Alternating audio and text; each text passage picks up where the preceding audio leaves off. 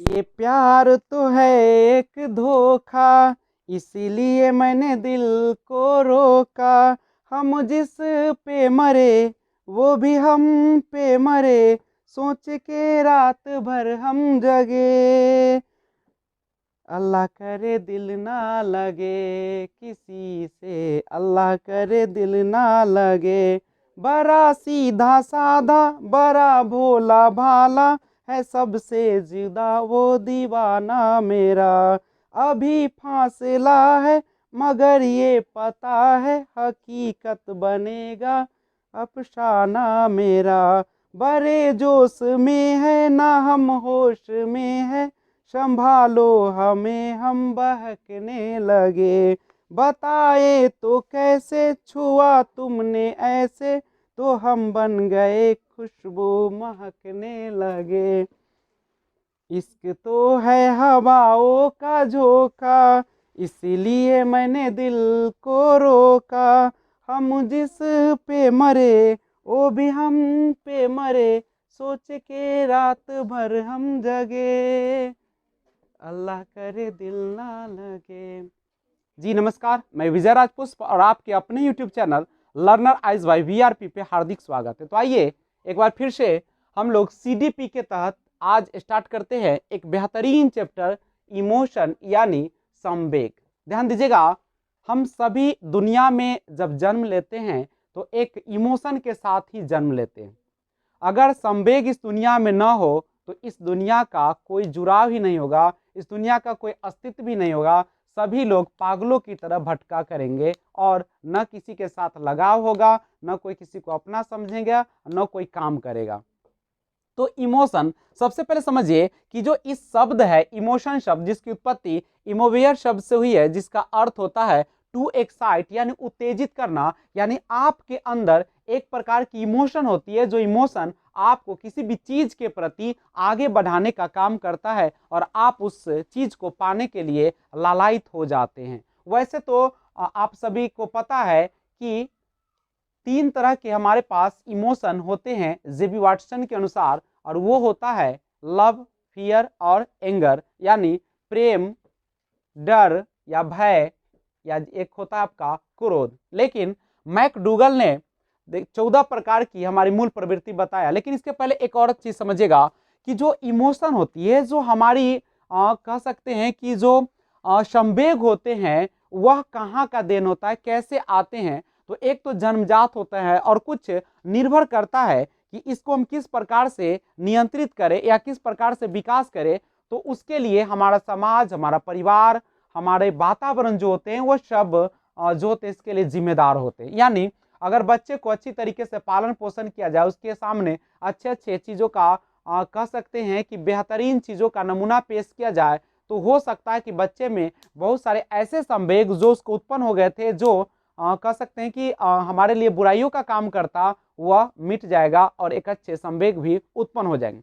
संवेग जो होती है, इमोशन जो होती है, वह जनरली हमारे अनुभूति यानी फीलिंग से ही उसका जन्म होता है। जैसे आप क्या करते हैं, जब आप किसी खतरनाक जानवर को देखते हैं और उसके देखकर आपके अंदर पहले से क्या होती है, एक फीलिंग्स आती है, और जिसके कारण आपके अंदर अनेकों प्रकार के इमोशन तैयार हो जाते हैं। यानी हम कहते हैं कि माँ को देखकर, या आप समाज के किसी व्यक्ति को देखकर, या धार्मिक स्थलों को देखकर सबसे पहले आपके अंदर एक फीलिंग्स आती है और उसी फीलिंग से आपके इमोशन का भी जन्म हो जाता है। तो संवेग जो होती है हमारे जीवन के लिए काफी अहम होती है, और संवेग अनेकों प्रकार के हो सकते हैं, चाहे दुख का हो, चाहे सुख का हो, चाहे भूख का, प्यास का, नहीं, या हमें किसी चाहत का, यानी बहुत सारे तरह के हमारे अंदर संवेग होते हैं। और यही संवेग जो होते हैं हमारे जीवन की इच्छाओं को या तो पूरा करवाने में मदद करता है, या आपको एक कुंठाग्रस्त व्यक्ति बनाकर आपको जीवन से कह सकते हैं कि खत्म भी कर सकता है। तो संवेग का हमारे जीवन में बहुत इंपॉर्टेंट होते हैं, और हम किसी भी व्यक्ति के संवेग के साथ नहीं खेलना चाहिए, क्योंकि जब किसी व्यक्ति का इमोशन एक बार टूट जाता है तो वह हर व्यक्ति को, हर चीज को उसी प्रकार से वह देखना प्रारंभ कर देता है। तो ये सारी चीज होती है इमोशन। अब यहाँ पे समझिएगा, आपने देखा कि जेबी वाटसन ने 3 प्रकार के संवेग की बात की है, जिसमें लव, फियर, एंगर, यानी जिसे हम प्रेम या लगाव कहते हैं, लव, फियर मीन्स भय या डर होता है, और एंगर यानी क्रोध यानी आक्रामकता जो होती है वो होती है। अब एक और चीज होती है, अगर किसी भी व्यक्ति में मान लीजिए कि संवेग तो है लेकिन वह संवेग जो है हमारे समाज के लिए हानिकारक है, तो हम क्या करेंगे, उस संवेग को किसी दूसरे कार्य में हम रूपांतरण कर देंगे ताकि वह उस क्षेत्र में आगे बढ़ जाए। जैसे आप मिल्खा सिंह का नाम अच्छी तरीके से जानते हैं, उनके अंदर एक संवेग था क्रोध का, वह इतना ज्यादा क्रोधी थे और वो सैनिक में चूंकि बहाल थे तो लग रहा था कि एक ही गोली में किसी को भी अब क्रोध में सारे को भूंज के रख देंगे, जो कि एक खतरनाक हो सकता था क्योंकि उनको गुस्से पर, उनके क्रोध पर नियंत्रण नहीं था। लेकिन उनके जो अफसर थे या कर्नल या जो भी थे ऊपर पोस्ट वाले, उन्होंने इनकी इस इमोशन को पहचाना और उसे अलग लगा दिया। उन्होंने सोचा कि अगर इसे दौड़ में लगा दिया जाए इस व्यक्ति को, तो दौड़ में कितना भी गुस्सा करेगा, जितना तेज दौड़ेगा उतना ही ज्यादा वह फायदेमंद होगा, और वही किया और मिल्खा सिंह एक बहुत ही बेहतरीन एक धावक बन गए। तो आप इमोशन को चेंज कर सकते हैं। मान लीजिए कि किसी व्यक्ति में जो है से दुख का इमोशन बहुत ज्यादा है, तो आप उसको क्या कर दीजिए, अगर दुख का इमोशन बहुत ज्यादा है तो उस दुख को हम किसी दूसरे चीज में हम परिवर्तित कर दे, हम उसे किसी एकांत जगह पे रखकर उसे विभिन्न चीजों के बारे में उस दुख को, इमोशन को निकालने का अगर मौका दे, तो वह व्यक्ति एक अच्छा इंसान बन सकता है। तो आप किसी भी व्यक्ति में अगर इमोशन, संवेग जो है अच्छाई और बुराई, अगर बुराई का इमोशन आ गया है तो आप उसे चेंज करें इस तरीके से ताकि वह व्यक्ति एक अच्छा काम कर सके। जैसे मान लीजिए किसी व्यक्ति को बहुत ज्यादा गुस्सा आता है, तो आप अगर आम लगा हुआ है तो आप उसको तोड़ने के लिए एक लाठी दे दीजिए या एक लकड़ी दे दीजिए, वह पीटना शुरू कर देगा और जिससे आपका आम भी टूट जाएगा, उसका क्रोध भी शांत हो जाएगा। तो इस तरीके से आप इमोशन का उपयोग एक जगह से दूसरे जगह कर सकते हैं। देखिएगा 1949 से पहले जनरली कहा जाता था कि 7 तरह के हमारे अंदर जो होते हैं वह मूल प्रवृत्ति होती है, नेचुरल इंस्टिंक्ट होती है, यानी संवेग होते हैं। लेकिन 1949 के समय मैकडूगल ने बताया कि ये 7 नहीं बल्कि कितने होती है, 14। देखिए मूल प्रवृत्ति होता क्या है, नेचुरल इंस्टिंक्ट होता है जो कि हमारे जन्मजात होता है, जो हमें जन्म से ही ये सब मिलता है, आप वातावरण में दे या न दे ये हमारे अंदर होता है। लेकिन आप इसको किस रूप में प्रयोग करते हैं यह डिपेंड करता है आपके वातावरण पर, आपके माता पिता, आपके समाज और आपके आसपास के लोगों पर। तो आइए देखते हैं, सबसे पहले मैकडूगल के अनुसार मूल प्रवृत्ति 14 है, उनको हम देखेंगे और उसके कारण कौन से संवेग उत्पन्न होती है। देखिए ये सब जन्मजात मूल प्रवृत्ति, और इसके कारण क्या उत्पन्न होगा आपको, मूल प्रवृत्ति इधर मैंने लिस्ट बनाया मूल प्रवृत्ति का और इधर बनाया उससे कौन से संवेग का उत्पन्न होगा। तो देखिए सबसे पहले नेचुरल इंस्टिंक्ट। सबसे पहले किसी भी व्यक्ति में अगर मान लीजिए कि अगर किसी भी जगह से या किसी भी चीजों से अगर हम कहते हैं कि वह अगर लगाव नहीं है, उसे नफरत है, उसे कह सकते कि घृणा है, तो वह व्यक्ति क्या करना शुरू कर देगा, पलायन करना शुरू कर देगा। और क्या करेगा, उसमें वेग आएगी एक, और उसके बाद वह भागना भी क्या कर देगा, शुरू कर देगा। तो यह कब शुरू करेगा, तो इससे कौन सा उत्पन्न होगा, एक संवेग जो होगा भय, यानी संवेग भय के कारण बच्चे में पलायन, वेग या भागना जैसे शब्द आ जाते हैं। यानी बच्चा जब किसी भी, मान लीजिए कि एक जहरीला सांप है और उसको देखने के बाद उसमें एक क्या होता है, पलायन करने की या भागने की मूल प्रवृत्ति उत्पन्न होती है, जो जन्म देता है किस चीज को, हमारे भय को जन्म देता है। दूसरी बात समझिएगा, दूसरा मूल प्रवृत्ति उन्होंने बताया युत्सा। युत्सा का मतलब होता है युद्ध का, कह सकते हैं कि युद्ध लड़ने की इच्छा को युत्सा कहा जाता है, या युद्ध प्रियता, जिसको युद्ध में क्या होती है, लड़ने में मजा आता है। तो युत्सा यानी युद्ध करने की इच्छा, युद्ध प्रियता माने युद्ध से उसको मजा आता है। अगर किसी व्यक्ति में इस प्रकार का गुण है, वह ज्यादा युद्ध करना चाहता है, मारपीट करना चाहता है, तो उसमें एक संवेग का जन्म होता है, और कौन चीज का जन्म होता है, वो क्रोध का जन्म होता है। अगर आप अपने सामाजिक वातावरण को, बच्चे के जो माता पिता है, अगर उसे पहचान ले क्रोध को और किसी दूसरे काम में लगा दे, तो बच्चा भी क्या हो जाएगा, एक अच्छा नागरिक बन जाएगा। अगला होता है जिज्ञासा। बच्चे में क्या होती है, एक मूल प्रवृत्ति होती है जिज्ञासा, जन्मजात होती है। बच्चे किसी भी चीज को जानने के लिए उत्सुक होता है, हर चीज के बारे में वह शोध करना चाहता है, जानना चाहता है, और ये हर बच्चे में होती है, और जिसके कारण उसमें कौन सा संवेग उत्पन्न हो जाता है, आश्चर्य का, यानी वह उस चीज के बारे में आश्चर्य व्यक्त करता है और उसको जानना चाहता है। शिशु रक्षा, आप सभी को जैसा कि पता है कि कोई भी जीव होता है तो वह अपने बच्चे को हमेशा रक्षा करना चाहता है, चाहे मनुष्य हो या जानवर हो, हर चीज में यह पाया जाता है, शिशु रक्षा का गुण होता है। और इसके कारण हमारे अंदर जो एक संवेग उत्पन्न होता है जिसे हम वात्सल या स्नेह बोलते हैं, लगाव होता है। उसके बाद आती है हास। हास का मतलब होता है आनंद भरी जीवन। हर व्यक्ति की एक कामना होती है कि वो अपने जीवन को कैसा बनाए, हास यानी एक खुशनुमा बनाए, अच्छे वातावरण में रहे, साफ सुथरा रहे। तो ये जो होता है जिसके कारण हमारे अंदर एक संवेग आता है, आमोद का जन्म हो जाता है। उसके बाद आती है भोजनान्वेषण। आप सभी को जैसा कि पता है कि हमारे जन्म से एक मूल प्रवृत्ति पाई जाती है कौन चीज करने का, भोजन की। ये बाहर से नहीं आती है। आपको भूख लगती है, आप तुरंत क्या करते हैं, भोजन के खोज में निकलते हैं। और याद रखिएगा, जिस बच्चे में भोजनान्वेषण करने की ज्यादा प्रवृत्ति होती है उसमें क्या होती है, एक संवेग का उत्पन्न होता है, और कौन चीज का, भूख का। उसके बाद आती है दैन या दैन जो होती है, दैन का मतलब होता है नीचे समझना। किस कोई व्यक्ति जब अपने आप को नीचा समझने लगता है कि हम कुछ नहीं, हम बेकार है, हमारे जैसा तो बहुत सारे अच्छे लोग हैं लेकिन हम उसमें शामिल नहीं है, हम इस धरती पर रहकर क्या करेंगे, तो यही आपकी हीनता को जन्म देता है और जिससे आप में एक जन्म हो जाती है कौन से संवेग का, आत्महीनता, यानी खुद से ही पछताना शुरू करता है। और सामूहिकता, आप सभी को जैसा पता है कि हर व्यक्ति, हर प्राणी जो होते हैं वह समूह में रहना चाहते हैं, अपने ग्रुप में रहना चाहते हैं। वह नहीं, यही नहीं करता है। क्यों ऐसा चाहता है, चूंकि अपने मन की बातों को, अपनी इच्छाओं को वह व्यक्त कर सके। मान लीजिए कि आप हैं, आप एक सफल आदमी हैं, या आप पढ़ते हैं, या आप कोई भी काम करते हैं, आप पार्टी ही देते हैं, तो इन सब चीज के पीछे क्या लक्ष्य होता है कि आप किसी न किसी व्यक्ति को दिखाना चाहते हैं, या किसी न किसी व्यक्ति की नजर में आप अच्छा बनना चाहते हैं। तो ये जो होते सामूहिकता, क्योंकि समूह में रहकर व्यक्ति जो होता है वह क्या करता है, कुछ अच्छे काम करते हैं, और वह जो होता है वो उससे संवेग हमारा उत्पन्न होता है, एकाकीपन, जो कि हमारे अकेलापन को क्या करता है, दूर करता है। तो याद रखिएगा, यही सामूहिकता बहुत चीज होती है, क्योंकि हर व्यक्ति जो कुछ भी आज कर रहा है सब किसके कारण कर रहा है, सामूहिकता। अगर आपके कोई देखने वाला ना हो, आपके कार्यों को आपके माता ना देखे, आपके पिता ना देखे, आपके समाज बड़ाई ना करे, प्रशंसा न करे, या कह सकते कि शिकायत न करे, तो आप किसके लिए जिएंगे। क्या हम अभी आज हम ही यूट्यूब बना रहे हैं, तो क्या क्यों बना रहे हैं, क्योंकि इसीलिए बना रहे हैं कि हमें क्या हो, सामूहिकता आए, मतलब हमारे गुणों का कोई प्रशंसा करे, मेरे माता पिता को एक क्या हो, अपने आप को लगे कि हाँ मेरा बेटा ऐसा कर रहा है, वो समाज में जाए तो उनको इज्जत मिले। तो ये सारा चीज जो होती है हमारी एकाकीपन को दूर कर देती। अब आइए संचय प्रवृत्ति। ये तो आप सभी को पता है कि हर व्यक्ति में, हर जीव में क्या होती है, एक संचय प्रवृत्ति। ये आज नहीं बल्कि आज से हजारों साल पहले भी क्या हुआ करती थी, लोग संचय प्रवृत्ति, लोग खाते थे और कुछ चीजों को इकट्ठा करके रख लेते थे भविष्य के लिए। तो संचय प्रवृत्ति सब में होते हैं, यानी सबके पास एक गुण होता है कि वह किसी भी चीज को भविष्य के लिए संचय करे, और उससे एक संवेग उत्पन्न होता है स्वामित्व की भावना। स्वामित्व की भावना क्या, मालिकाना, ये मेरा जमीन है, ये मेरा पैसा है, ये मेरा मोबाइल है।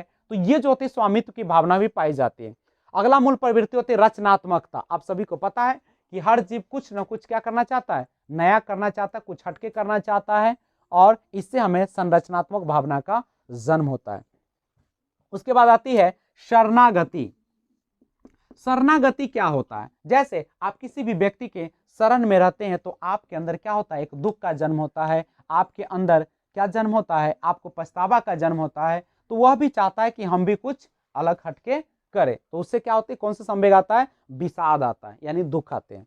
उसके बाद निवृत्ति। निवृत्ति होता है क्या, आपको जब कोई भी चीज अच्छा नहीं लगता है, या किसी भी चीज से आप छुटकारा पाना चाहते हैं, तो आपको कौन सा संवेग जन्म होता है, घृणा का। और लास्ट है काम या कामुकता, जो कि हर जीव में पाए जाते हैं। कोई भी जीव अपने वंशज को या अपने जाति को, स्पीसीज को आगे बढ़ाने के लिए काम प्रवृत्ति, यह जो होती है जन्मजात होती है, ये बाहर से नहीं आती है। तो ये 14 मैकडूगल के द्वारा बताई गई मूल प्रवृत्ति था। चलिए एक छूट गया, देखिएगा 5 नंबर, आत्मगौरव। ये भी एक प्रकार का मूल प्रवृत्ति है। और आत्मगौरव क्या होता है, आत्म माने आत्मा, और गौरव माने क्या होता है, प्रसिद्धि, यानी आपकी आत्मा को क्या मिले, प्रसिद्धि या संतुष्टि मिले। हर व्यक्ति के अंदर एक भावना होती है, एक कह सकते कि मूल प्रवृत्ति होती है कि वह चाहता है कि जिस समाज में, जिस परिवेश में, जिस जगह पे रहे, वहां पे उसे क्या मिले, आत्मगौरव मिले, उसका प्रशंसा हो, उसकी वह वैसा काम कुछ करे जो सामने जो लगाव है जिससे वह उसे देख सके, उसका बड़ाई कर सके। नहीं, यानी हर व्यक्ति जो होते हैं अपने काम को इसीलिए करना चाहता है ताकि उसको प्रशंसा मिले। नहीं, और जब आपके पास प्रशंसा करने वाले नहीं रहेंगे तो आप भी उस काम को उतना लगन से नहीं करेंगे, और इससे कौन सा संवेग आता है?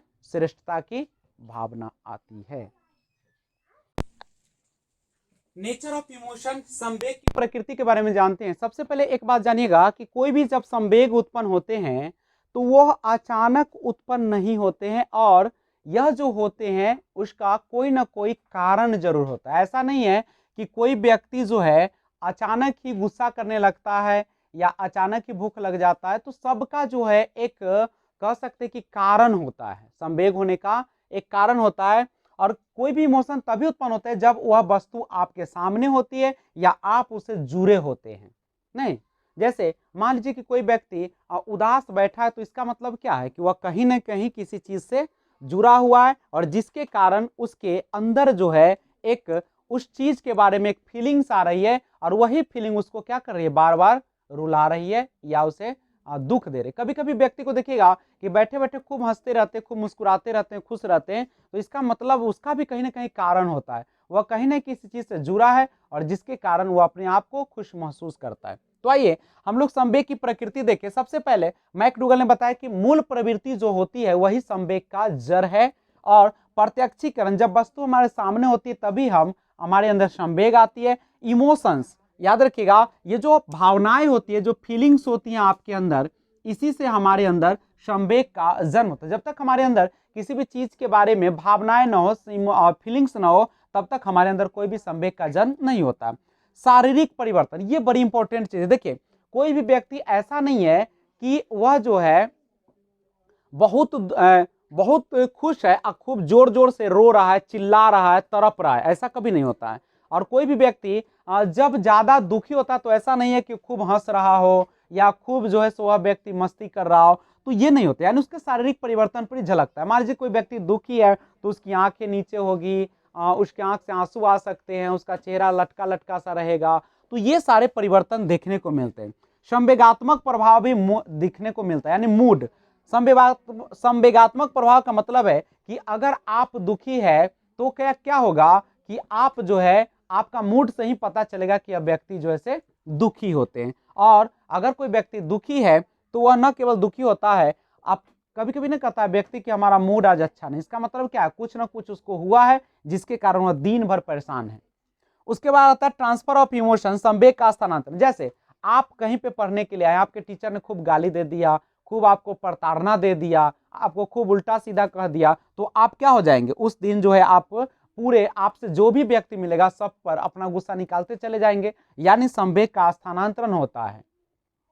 इसीलिए कहा जाता है कि जब आप जो है वैसे व्यक्ति के साथ रहे जो हमेशा पॉजिटिव थिंकिंग करता हो, जो हमेशा दुख में भी मुस्कुराते रहता हो, क्योंकि आप सभी को पता है कि दुनिया में तो दुख सबके पास है, और कोई भी यहाँ पे सभी लोग परेशान है, तो आप तो खुद परेशान है और दूसरा आके और अपनी परेशानी आपके ऊपर डाल दे तो आप कभी भी उसके साथ रहना पसंद नहीं करेंगे। तो आप भी वैसे व्यक्ति से हमेशा दूरी बना ले जो हमेशा रोते रहता है, मेरे पास पैसा नहीं है, मेरे पास घर नहीं है, मेरे पास खाने के लिए नहीं है, मेरे पास कपड़े नहीं है, तो उस निगेटिव व्यक्ति से हमेशा दूरी बनाए, क्योंकि वो तो खुद दुखी रहता ही है और आपको भी वो दुखी कर देगा और धीरे धीरे अपने प्रभाव में ला देगा और अपनी श्रेणी में आपको खड़ा कर देगा। इसीलिए वैसे व्यक्ति के साथ रहे जिसके पास कुछ खाने के लिए न भी है फिर भी वह मुस्कुराते रहता है और कहता है कि मैं मेहनत करूंगा आज और फिर खाना खाऊंगा।